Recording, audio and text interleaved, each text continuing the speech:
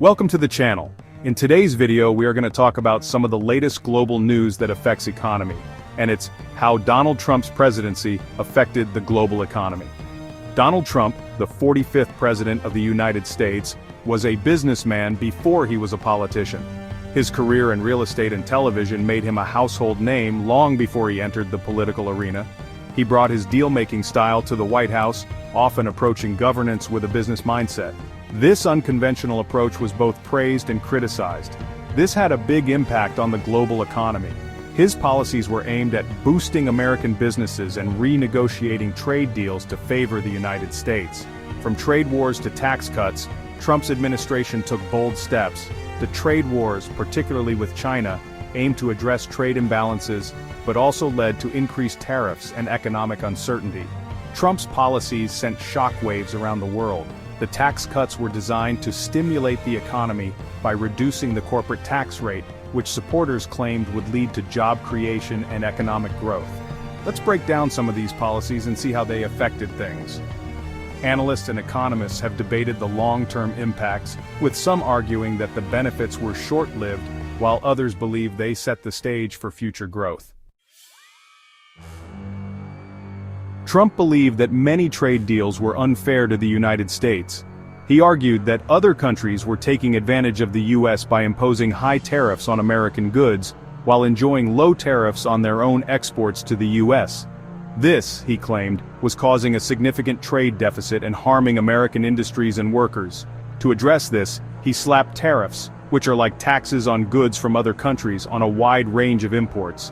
These tariffs were particularly focused on products coming from China, Mexico, and the European Union. The goal was to make these foreign goods more expensive and less attractive to American consumers, thereby encouraging them to buy domestically produced items instead. On imports from China, Mexico, and the European Union, the tariffs were seen as a way to level the playing field. However, these actions did not go unanswered. Many of these countries retaliated by imposing their own tariffs on American goods, leading to a tit-for-tat escalation. This started something like a trade war, where countries continuously imposed tariffs on each other's goods. The impact was felt globally, causing market volatility and uncertainty in international trade. Businesses and consumers alike had to navigate the complexities and costs associated with these new trade barriers. In 2017, Trump signed a big tax cut bill. This legislation was one of the most significant changes to the tax code in decades, aiming to stimulate economic growth. This was great news for businesses because it meant they paid less in taxes. Companies across various sectors celebrated the potential for increased profits and financial flexibility. The idea was that they would use this extra money to hire more people and invest in their businesses. The hope was that these investments would lead to job creation, higher wages, and overall economic growth. Supporters argued that this would create a trickle-down effect, benefiting not just corporations but also everyday workers and the broader economy.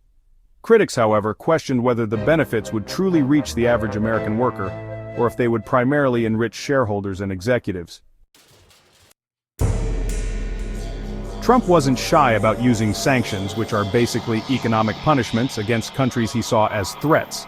For example, he put sanctions on Iran, Venezuela, and Russia. These sanctions limited their ability to trade with other countries. Thanks for watching. See you in the next video.